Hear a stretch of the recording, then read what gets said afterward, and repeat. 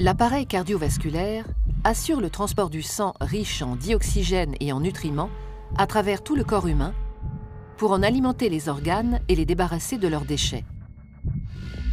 Il se compose de 3 grands types de vaisseaux sanguins qui forment un système clos. Les artères, les veines et les capillaires. Ces 3 types de vaisseaux composent un ensemble de 100 000 km de long à travers tout le corps.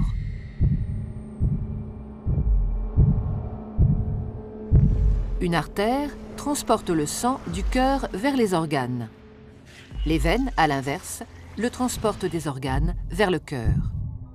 L'artère est donc un vaisseau partant du cœur. La veine, un vaisseau arrivant au cœur.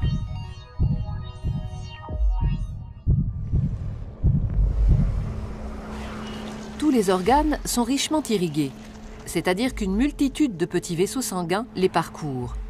Ce sont les capillaires.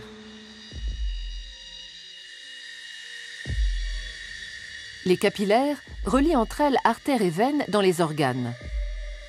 C'est donc au niveau de ces vaisseaux très fins que les échanges se font entre le sang qui apporte nutriments et dioxygène et les organes qui se débarrassent du dioxyde de carbone et des autres déchets. Plus un organe est actif, plus l'apport de sang et les échanges sont importants. Les échanges ne sont possibles que parce que le sang circule en permanence dans les vaisseaux en sens unique. Il est mis en mouvement par le cœur qui fonctionne comme une pompe. Ce moteur de la circulation sanguine est un muscle creux et cloisonné.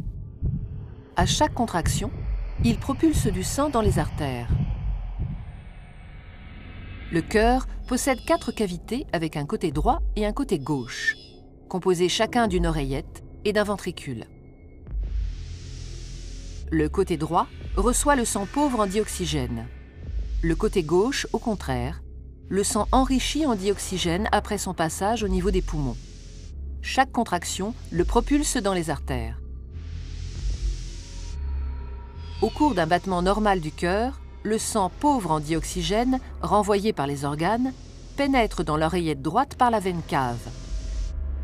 La contraction de l'oreillette droite le fait passer dans le ventricule droit, qui, en se rétractant à son tour, l'expédie dans les poumons par l'artère pulmonaire.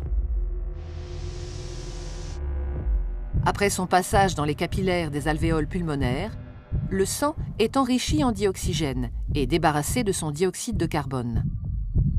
Il revient alors dans l'oreillette gauche par les veines pulmonaires. La contraction de l'oreillette gauche le pousse dans le ventricule gauche, qui le propulse lui-même dans l'aorte pour être distribué dans les artères de l'ensemble du corps. Et ce cycle, vital pour l'organisme et l'être humain, se répète à l'infini.